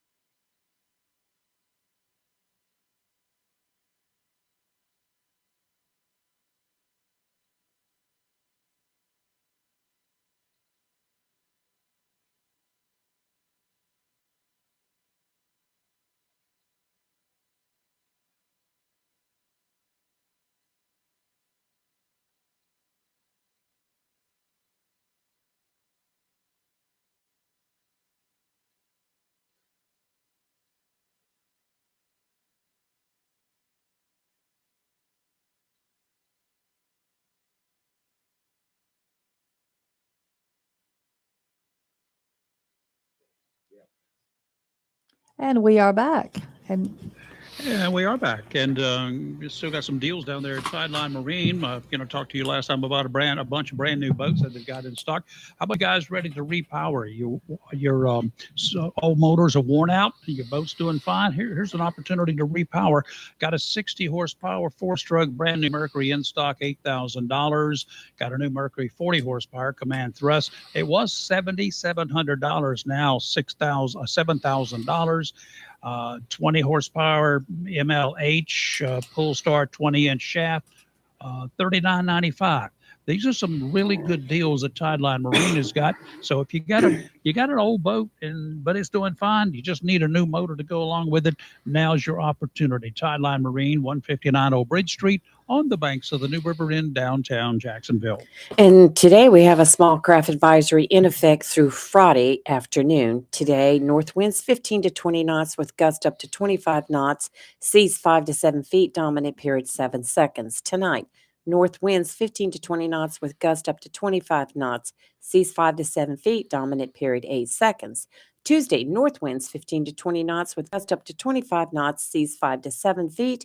And Wednesday, north winds around 10 knots, seas 4 to 6 feet. today, sunny, high of 55. It's going to be gusty with gusts as high as 18 miles an hour. Tonight, clear, cold, low of 30. Tomorrow, sunny, high of 53, still gusty. Tomorrow night, clear, cold, low of 31. That's very cold. And on Wednesday, partly sunny, a high of 55. All right, So- and I think we've got a caller, but callers, we're talking about the Mariah Woods case. It's a disagree at this time, capital murder case. Michael is pretty sure or feels pretty good about it. I totally agree with him. The likelihood is that there's a deal being worked on to take this off of the capital case and put it life in prison without benefit of parole and whatever other stipulations that are made. Let me warn you, there have been no charges brought against anybody else, no allegations made about anybody else that contain any evidence whatsoever, nothing that we've heard about. So speculation out the window. Right. Don't go there. Caller, who's this? Oh. Good morning. This is Jennifer. How are you? I'm fine. Jennifer, how are you guys doing? I have a question. It'll be a stupid question, but Terry and I were talking about it, and I honestly do not know. If he goes into court and they present a plea bargain, does the judge have to accept that? It's been accepted by both parties, both defense and the state. The judge more or less is calling balls and strikes. It would have to be such an unusual circumstance. So, for instance, if the DA had agreed to a jaywalking charge in exchange in lieu of a first-degree murder conviction, no, he won't accept it. Okay. I mean, I was just wondering because, I honestly didn't know, and I thought, if the judge did have that power, I'd be, well, that's probably why I'm not a judge. It would be I'd unusual say, no, buddy, circumstances. we're not dealing with you. It would be Hook him up unusual something and circumstances, let's move on and to you the can next rest one. assured But that that's just my personal opinion. It might be a little on the dark side, but I feel like we've already taken care of him and fed him a whole lot more meals than that poor little child. We've taken care of him longer than she lived. So Yeah, and you probably you as a taxpayer, you'll probably continue to take care of him. He's 37 years of age. Yeah. If he But lives, I honestly did not know if the judge had to accept it. So Now, you answered my question. yeah, these Thank you so much. these Thank type. you. Thank you, Jennifer. Those types of pleas, when they come in, we just saw this last month or so ago with Anthony Young in Onslow County Superior Court. He had been in pretrial confinement for more than 7 years. And that was where he was convicted of killing his 13-month-old daughter, slit her throat. And they come in there. The state presents the facts of the case, and then the defense agrees. Do you agree? How does your client plead? He pleads guilty, and from there, it's just formality at that point. Yeah. So, but that's a good question. I mean, I remember talking to Charles Henry, Superior Court Judge Charles Henry, one night at a gas station, no less. And I said, "What's it like being up there?" This is like Jennifer's asking, what latitude, what power do they have? And he says, "Mike," he says, "we're up there on the bench. and we're basically calling balls and strikes. Now, to know Charles Henry, he's a huge baseball fan, Yes. but we're calling balls and strikes. What we want to see is a trial run its course, the evidence presented, and we want to have a verdict, whether it's acquittal, 12-0, either way. We don't want a hung jury. We want the case to go through the court and be done with it. And that's what we're up here for. With no hitches. With no hitches, right, With right. everything Now- done the way it's supposed to be. Right. Now, in a Within jury reason, in a yeah. jury trial, again, one of the formalities, if the defendant is found guilty, usually sentencing happens right away. We've seen it where they may delay sentencing, but typically it happens right away. The defense will file a motion for appeal. It's an automatic appeal. Okay. In a plea, there's no appeal. So it is what it is. Oh, really? Yeah. Oh, I didn't realize that. Yeah. Well, think about it. Yeah. He's taking. Yeah. Right. Once you And they plea, just you're never done gave it any unless Yeah. thought. something Yeah. strange comes up. Right. Okay. Yeah. So it's a done Makes deal. sense, Just yeah. like with, again, referring back to Anthony Young, it's a plea. It's done. That's There's no appeal. right. you So know. this may be done and over with this afternoon, and Yeah. he may be headed off, like you said. The young plea hearing lasted about 90 minutes. I would expect this to, Right. and they always give the family, if they choose, to speak, as well as the defendant if he'd like to say something to the court. We'll see what happens. Now, is this a closed hearing today? No, courts are open. Open to the Courts are public. open. The courts that get shut out are juvenile courts. Right, right. Uh, I didn't know they yeah, were our- closing this one to the public because of the high. No. Yeah. No. All our trials, in fact, we talked about Cesar Lorian being moved over to Wayne County. Right. That was an open court. That Our courts was- are open. that was a Our courts crazy are open, and case. for some people that find the TV drama shows Yeah, interesting, Yeah. and they haven't gone to Mhm. Superior Court, District Court gets a little interesting too, and Yeah, in it does. Facebook Yeah. Court. Yes. But Yeah. in Superior Court, I mean, it's incredible, to see it happen, to see it Mhm. unfold, and to see how much latitude they give the defense, Yeah. because it's Yeah. the burden of proof is on the state. So the defense can, then the judge, is sitting there, and because they're all thinking in their minds, if they got a jury sitting off to their left, appeal. So they've got their T's crossed and their I's dotted, and they go to great lengths to give a fair trial to Right. the defendant. But it's up to, if it is Ernie Lee prosecuting, or Mike Maltzby, or one of his other ADAs, it's up to them to present the evidence, Wow. to find enough evidence so that the jury can find the person guilty. of Well, I whatever know charge. this will be one case that everybody will be glad when it's over. Yeah, I'm sure Yeah. they've had a lot. I mean, again, the pandemic has really put a kink into Right. It has. trial. Mhm. It's amazing. Anthony Young, 7 years pretrial confinement. Mhm. Earl Kimmery, more than 5 years pretrial He looks like confinement. he's been eating well too. The recent picture they're showing today. Yeah. So Well, we shall see. we've Well, been feeding him well. he may be getting his last meal in Onslow County, I hope so. and then it's into the hands of the state at the Right. correctional institutions, and where he goes, who knows? I mean, That's they right. bounce him around. He may get processed at Central and then sent to some other Sent to CI. Texas. No. yeah. It's a state. He would stay within He's North going to Carolina. stay within the state, Yes. even though it was because it wasn't a federal charge. No, it's a That's state, right. Okay. Michael, they sometimes in pleas like this, particularly in a case where a guy is charged with committing such a heinous crime against a child, and we all know about what happens behind the bars in situations like that. Is there a chance that he will, as part of his plea, they will find a more secure unit for him? You don't usually hear that, Rayford. I know you don't hear it. Yeah, they would probably put him in what's called close. When you look on the North Carolina Department of Public Safety's website for incarcerated inmates, you can see the type of custody they're in. It might be than just the general population, or it could be in close. In other words, they're not going to put him with the general population. I don't know. I mean, I think I think a lot of that there's some truth to that, but I think all those inmates up there, one, in their minds they're innocent, but they're all cut out of the same cloth. So, Right. Earl will find it again, if he is, if this is going the way we think it's going, he'll find his little circle of friends, using air quotes there, Yes. to, get through the day for the next 50 years or so. Well, I had somebody just message and ask a question, which I never thought of it literally until they just asked this question. He has two attorneys that are very, well known. Mhm.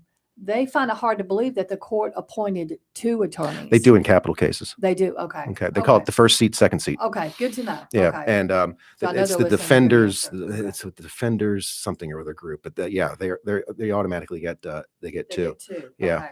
Yeah. Well, I know the person. All right.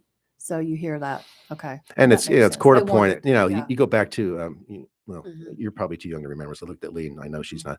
But the What? O.J. Yes. Simpson. You know, Right. he I had his remember, I own. was He had his living in own. California. He had his Oh, legal I remember team. the car You know, chase. so Oh, that's one yeah. thing. If you have your Oh, own money, yes. you can have fill up a whole Oh, I courtroom. Oh, I was- watched yeah. that thing from beginning to end. I lived in California at the time, and that was just the dominating Yeah. thing of the news Yeah. back then. Yeah. But yeah. they have it's called first seat, second seat. Okay. Right. Yeah. Right. I guess people didn't realize that. I think they'll text me back. And again, Yeah, it they goes said to good show to you, know, be- yeah. this- they see the severity of the trial of Yeah. the case and the magnitude of it. It's a Mhm. capital case. It's life or Yeah, death. Yeah. Again, Well, that makes sense, I guess. Yeah. If you think about it. and Yeah. if this was to have happened or taken place in January, the clerk's office would have already probably generated the summons necessary to fill a jury, and you were probably talking a couple week trial.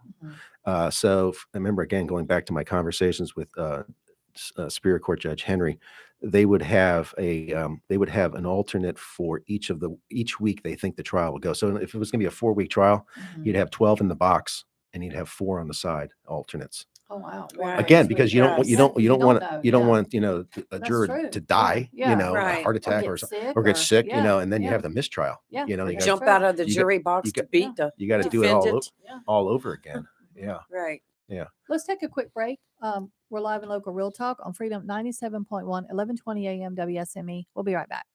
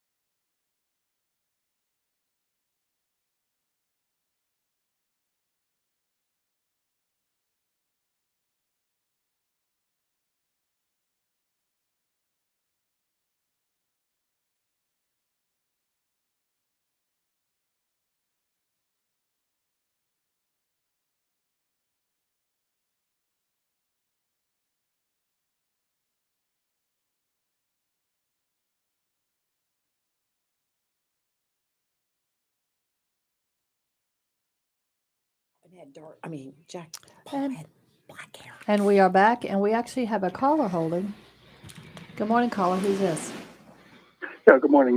This is retired Sheriff Hans Miller. Good morning. Good morning, Hans. Hans, I Yeah, remember you had a lot of emotions during that Mariah Woods case. I did. I'm a very strong man, but I want to assure the public that this case was impartially investigated.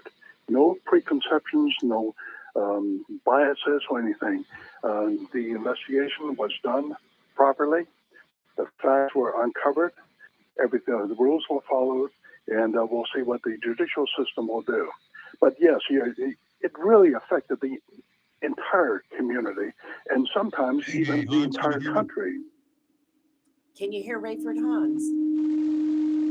I That's heard better. a clip of our audio. Okay, Hans, your mic, your phone was breaking up just a little bit there. Now it's good. You want to move closer to a window. Okay. That's Pull, better. or pull your bike off to the side of the road. Did you hear what I said? Yes, yes, we did. Yeah. How it gripped the community. I have a question for you, Hans, and as you recall, you were doing daily pressers with the FBI supervisor over at the old, or that's not the old, but the Jacksonville JPD shooting range. You set that up as a command center. I remember talking to your deputy chief, Donnie Worrell, who was a colonel at the time, and the way he described the cooperation between all the various law enforcement agencies. He said he had never seen a group of people come together so quickly and work together so efficiently. What was your take on all of the different entities? And you're former FBI, your former SBI, airport police, county, and military as well. How would you describe the cooperation between everybody that was involved? It was absolutely, could not have been done better. And we reached out to our my former agencies, but also the military was very helpful because, potential, it's adjoining federal property. So NCIS, Marine CID, Marine PMO, Marine Aviation, everybody came together. We got sheriff's offices and police departments from all over the eastern North Carolina area come together because we wanted to find little Mariah and bring her to safety. That was our goal. Yeah, and I mentioned this at the outset. When I arrived out there, probably about 3 hours or so after the initial call was made to the 911 center, there was already a helicopter above the treetops. I remember seeing you about ready to do a stand-up with one of the TV stations. Who was the person or people that made these calls to these various entities to get them to Dawson Cabin Road? Was it the sheriff's office? Yes. Well, basically what we did is we reached out, and obviously, when a little 3-year-old girl, barely 3-year-old girl, is missing, we want to find her.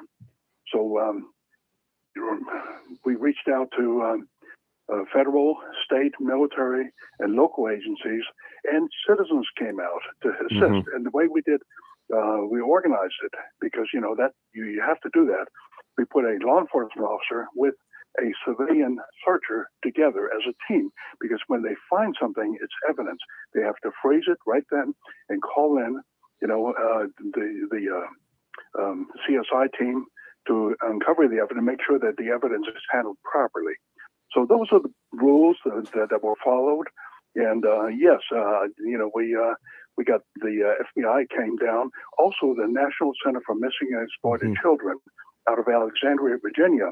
That's an agency I used to work with a lot when I investigated crimes against children.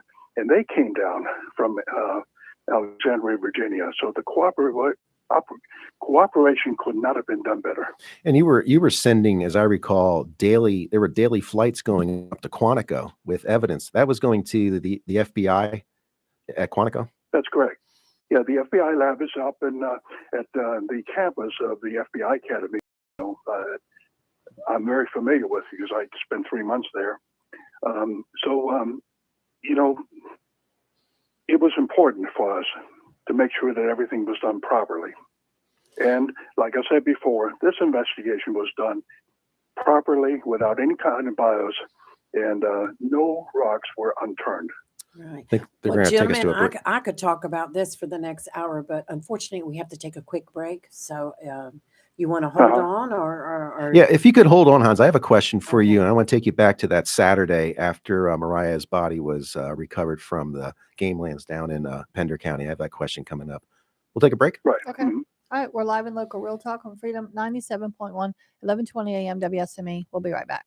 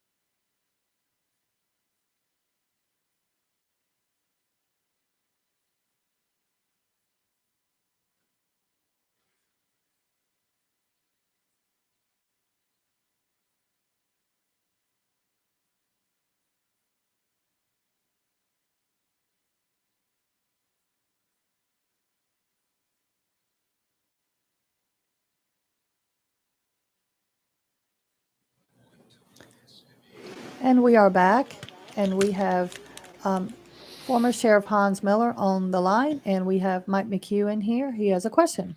So, Hans, when you were the sheriff during the Mariah Woods case, I remember seeing you and others, including Ernie Lee, the FBI, that were involved in the search for Mariah Woods on that Saturday, December 2nd, 2017, walking up that darkened, I believe it was a dirt road near the Pender County game lands after the body Uh-huh. had been recovered. You were emotional throughout that whole week, as far as hoping that she would just come out of the woods or wherever she had been hiding, so to speak. What was it? What Yeah. was going through your mind when you were walking up the road, knowing that she is dead, her body's recovered, and the investigation is still continuing? Yeah, as a human being, you have to be. I would think that most people would be very emotional when a little child, an innocent child like that, gets hurt and then is killed by somebody that does something like that. I just, you have to be strong, and you have to be strong as an investigator. You have to be totally impartial. But there's also that emotional impact about seeing a small victim and what happened. So, yes, I think, most of us, all of us knew after the second day, we were expecting the worst outcome, because at the first day, we wanted to find a child, maybe maybe a kidnap or an abduction or something. All those things had to be kept in mind with an open mind. But as the evidence was uncovered and investigated, and we found out more that will come out in court, I can't talk about that. Mm-hmm. But, we knew. And, how could you not be emotional when it comes to a small child being killed? It was heavily reported. I mean, I was part of the gaggle that was down there, along with broadcasts from both local and national. If we or when we hear the facts, if there is a plea today, I should say, and we get the facts of the case, is there going to be things that come out today with the district attorney? I don't want you to say what he might say, but are people going to say, "Wow, I never thought that was happening during that week of search and rescue"? Are there a lot of aha moments in this case? Mike, can you repeat that? My scanner just went off. That's right. My ham radio scanner. If we are we will be in court today, and if it's going down the way I think it is with a plea, when the facts of the case are presented, might some, including myself, who are pretty intimate with the story, shake our heads and say, "Wow, I never thought that was happening during the investigation." Are there going to be? Would you think of some things or evidence that is like, "Wow"? It's really good when the public hears about it. Yeah, go, and wow. Obviously I cannot. I know. I don't want the you to do case that. itself, Yeah. But it will come out, and the public needs to know that no stone was unturned. Well, I know, that's for sure. And it was done without any kind of bias, and protocols were followed. So, because we have to be able to defend the case in court. Sure, and that's where we'll and be. We have to provide a good case to the district attorney, who Ernie Lee is absolutely an awesome district attorney who has served the 4 counties very well. Well, we're gonna know sooner rather than later. Finally, I think Well, within 5 hours. Last question before we have to go, Hans. Are you going to be in court today? I'm not sure if that would really show. I thought for your own personal reasons. For closure. Yeah, for closure. I have not yet made that decision. Okay. Because I don't want it to be affected by, any kind of decisions that was made between prosecution and defense and, the judicial system. I might be there, but I think it's an important case, and justice will be done. Well, I'll be there. Okay. Kelly, Well, take it away. Yep. Well, thank you for calling in, Hans, and you have a good day. Thank you. You too. All right. We're live and local Real Talk. We want to thank Mike McHugh for coming in and, imparting his wisdom and knowledge. He has followed this case extensively. From the So beginning. I know you know the ins and outs, and we appreciate you letting us know what was happening. Thank you. And for everyone else, thanks for listening in today. And we will see you tomorrow morning at 7 a.m. We're live and local Real Talk on Freedom 97.1, 1120 a.m. WSME. We'll see you tomorrow.